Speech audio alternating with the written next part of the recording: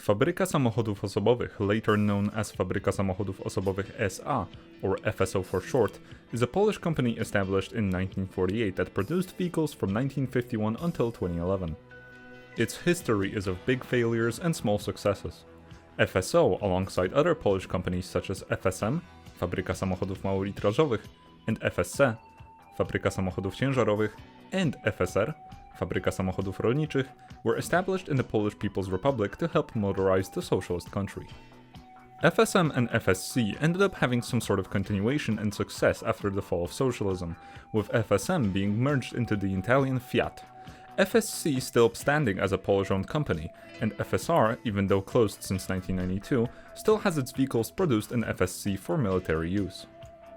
All of these companies had a pretty rocky road in the past. Nonetheless, FSO took the worst beating since its scope was much greater than the others. Since its inception, it has been on a slippery slope, with some brief periods of growth being crushed by incompetence, bad management, or simply bad luck. So, let me tell you how all of this came to be. Here's the story of the downfall of FSO. In 1944, the Polish Workers' Party with the help of USSR created the Polish Republic. This may sound confusing, given that Poland at the time wasn't even on the map. This will sound even more confusing given that the Polish government already existed in the first place, but in exile, residing in London. For a brief moment in history from 1944 up till 1952, two governments claiming to govern the Polish nation existed alongside each other. One of them being the government of the Second Polish Republic, so the government of the nation, and the other being the Polish Republic, so technically the nation, even though it had its own separate government. The creation of said Polish Republic was merely an excuse for USSR to gather socialist and communist-aligned Poles from the Polish Workers' Party and the Polish Socialist Party to work together and create a nation that will seemingly look like an average socialist state, but in reality would be a satellite state which USSR would have had complete control over. At the time of the creation of the Republic, USSR was already deep into its counteroffensive into Europe. It only took one more year, so 1945, for Nazi Germany to be defeated, and a new order established in the post-war Europe. Just 2 years later, in 1947, the Polish parliamentary election took place, which was overseen by the Soviet NKVD, so the People's Commissariat of Internal Affairs, which manipulated the results in the favor of the socialist representative, Bolesław Bierut. And that was the beginning of the end for any chances of a free Poland.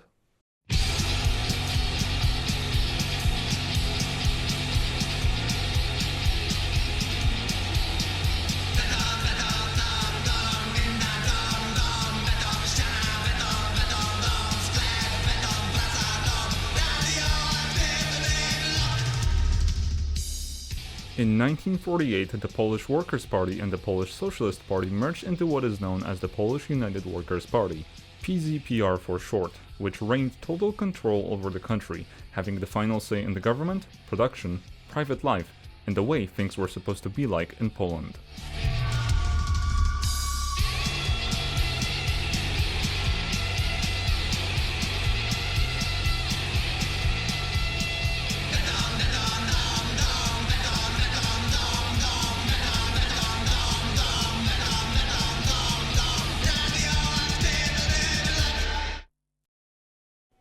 FSO only started to matter when PZPR came into power.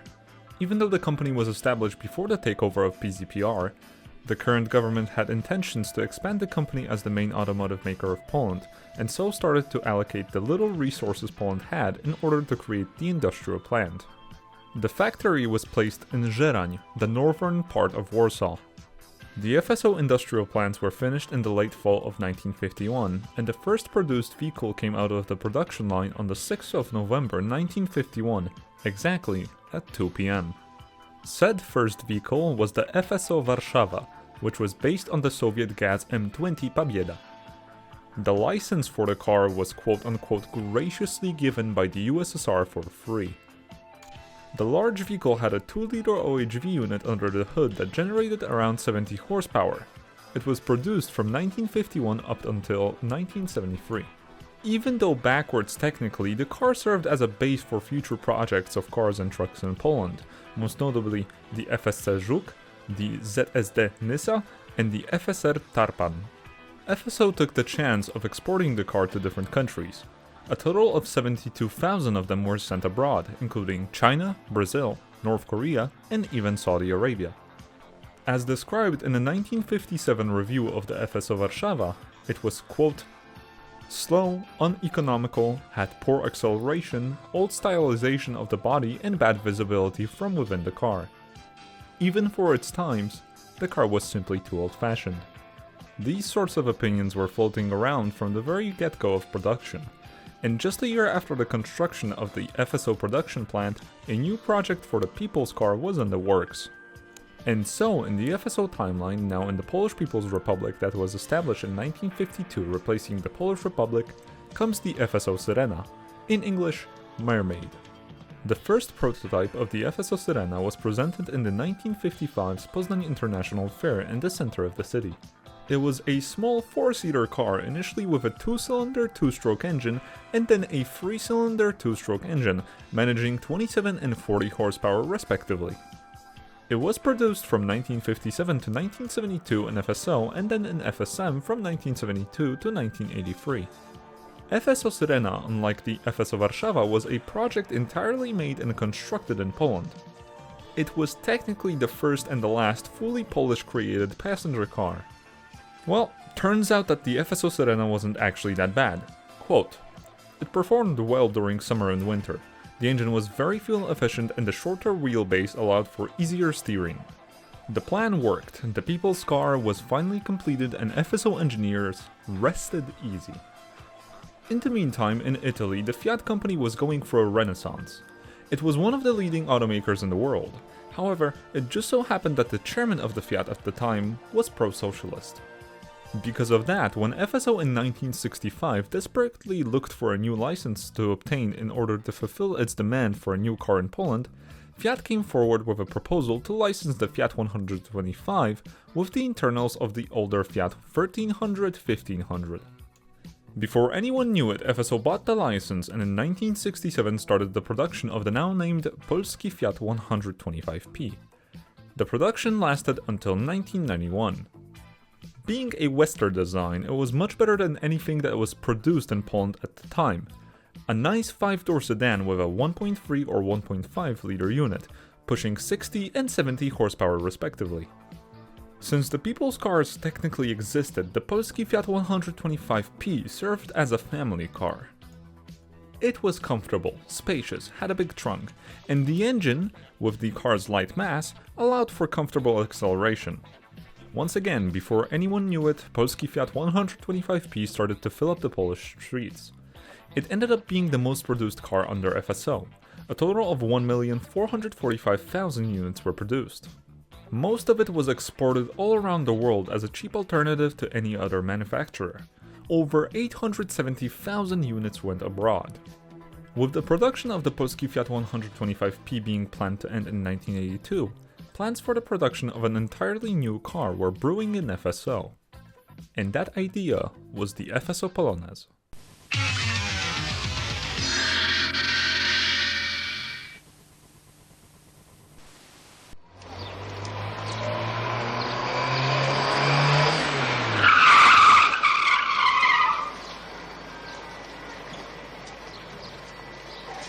Pan kierowca to gdzie się uczył jeździć? W Urzędzie Spraw Wewnętrznych. Spieszę się, przepraszam. Pan też? Ja w ogóle nie mam prawa jazdy. Piszę powoli, bo wiem, że czytasz powoli. Cześć. Cześć. Piszesz list do brata? Jest taki dowcipny od rana. Pisz. Czołem.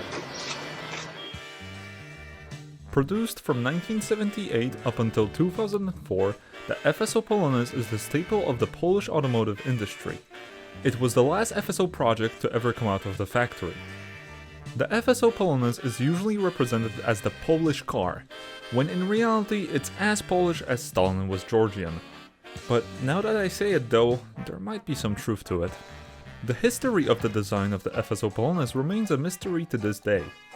The only facts we do know is that it was initially supposed to be an entirely new car. However, due to low funds, FSO decided to base it on the already existing Polski Fiat 125P. The Polonez was supposed to have a completely new engine with the frame from the 125p, but it ended up sharing both, meaning that even though it was a new car, in reality, it wasn't. The Polonez outside of a different look didn't perform any better than the Fiat 125p. The exterior was classy, crisp and sharp with a nice plastic overtone throughout the body. The Polonez performed surprisingly well during crash testing, where it ended up being one of the safest cars of its time. For such a low price, export, especially to England and Finland, was unexpectedly high.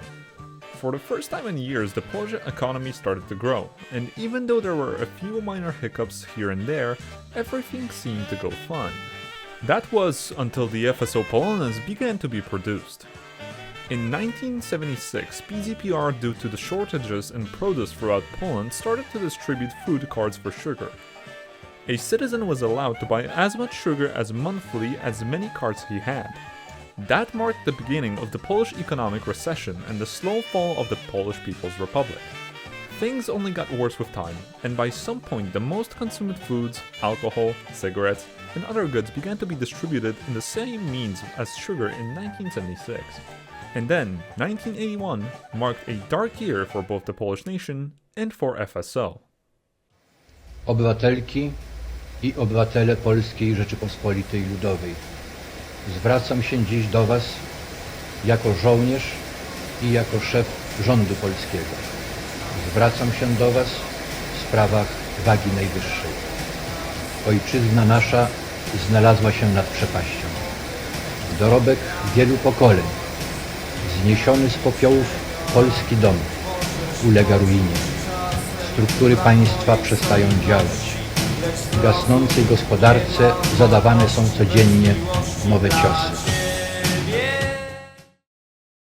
On the 13th of December 1981, martial law was declared throughout the entire country. Due to riots and unrest growing within worker unions, USSR started to pay closer attention to what was happening in Poland. General Wojciech Jaruzelski, the main secretary of the PZPR, realized that if no action was taken against the protesters, there was a high chance that the USSR would invade Poland and recreate the bloody scenes as in Czechoslovakia during 1968. And so, martial law was set in place. Production slowed to a crawl. FSO workers openly protested against working and were slacking off and underperforming as much as they could during work hours. To counteract the protest, PZPR assigned inmates from jails all over Poland with a mechanical background to be trained to work in FSO. Cars that came out of FSO during that time were of less than ideal in quality. In fact, the quality control was so poor that some cars came out of the production line in a non-functional state. Things slowly went back to normal, and in 1983 the martial law was lifted. The Polonez went through many iterations: the MR78, the MR83, the MR86, 87, and 89. There were also a few special versions, however, they weren't constructed in FSO. And so 1989 came and flew, and so did the Polish People's Republic.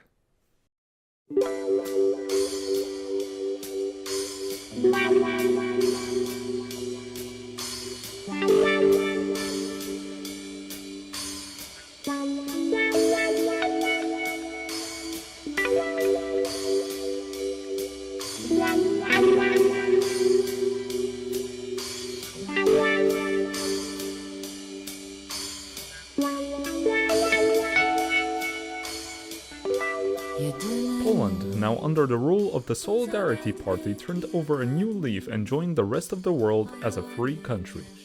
Along with the freedom came with the free market. FSO turned into FSO SA, aka a joint stock company. Even though there was no interest in the purchase of stocks up until 1995, FSO kept producing cars.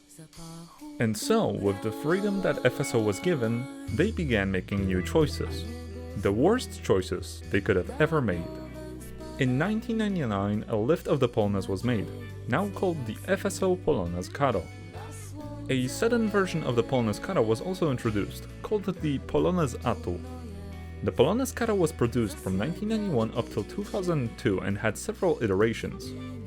All of a sudden, FSO started to receive offers from investors who were interested in purchasing the company. Volkswagen, General Motors, and Daewoo, a Korean industrial company, came forward with propositions. The FSO struck a deal with Daewoo as they promised a bigger share of profits than Volkswagen or GM. Daewoo designers decided to give the Polonez Karo a final lift in 1997 with the introduction of the Polonez Karo Plus and the name change of the company to Daewoo FSO. By that point, FSO started to lose a lot of its influence in both the domestic and international markets. I might or might have not skipped this detail, but FSO wasn't known for the best quality cars. Polish consumers, even though loyal to domestic brands, started to turn away from the manufacturer. Used Western cars were usually cheaper and better than whatever FSO car you could buy, used or new. The company kept producing the Polonez Karo Plus and Atto Plus until 2002, and the utility version of the Polonez called Polonez Truck until 2004. Then, production of the Polonez stopped. And with that, FSO finally stopped producing its own cars.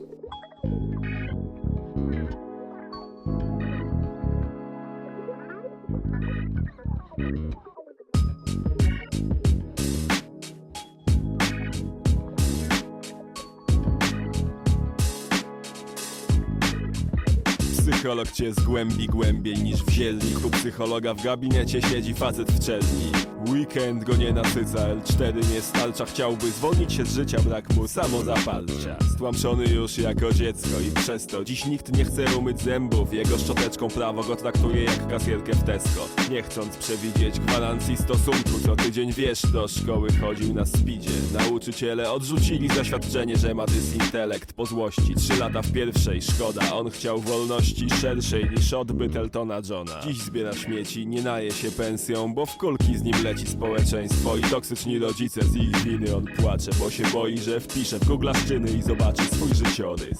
Spuścił wzrok, pomacał jaja, przesunął je w bok, a doktor na to rzekł: proszę pana, no skąd? Czuwa nad panem Bóg. Nie wszyscy pana w dupę kopną, są ludzie bez nóg. Pan zamknie okno, to nie pana wina, to otoczenie. Po co ta lina? Niech pan kocha sam siebie, niech pan bierze przykład ze mnie. I widzę tu pana raz dziennie, co gryzie cię sumienie, to zmieni, synek.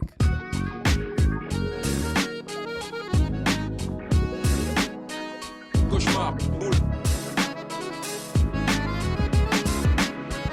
Gość ma ból. Gość ma ból. Największym zwycięż to dzięki sobie, a jak spieprzysz to przez ludzi. Czarnowice. After the acquisition of FSO by Daewoo, production of the Daewoo brand cars began in the factory. Even though they played a big part in the Polish automotive industry, these cars had nothing to do with FSO and its history, and all they did was bear the mark of the cursed one. In 2004, the name Daewoo FSO was changed back to FSO, and a year later, in 2005, AutoZAZ, a Ukrainian-based company, bought out a majority of the stocks for a symbolic price of 100 PLN and the promise that AutoZAZ would invest 80 million PLN in the company throughout the next years. And that finally marked the proper end of FSO. Nothing else past that point really mattered. FSO ended up producing cars up until 2011, but they were licensed cars, nothing else.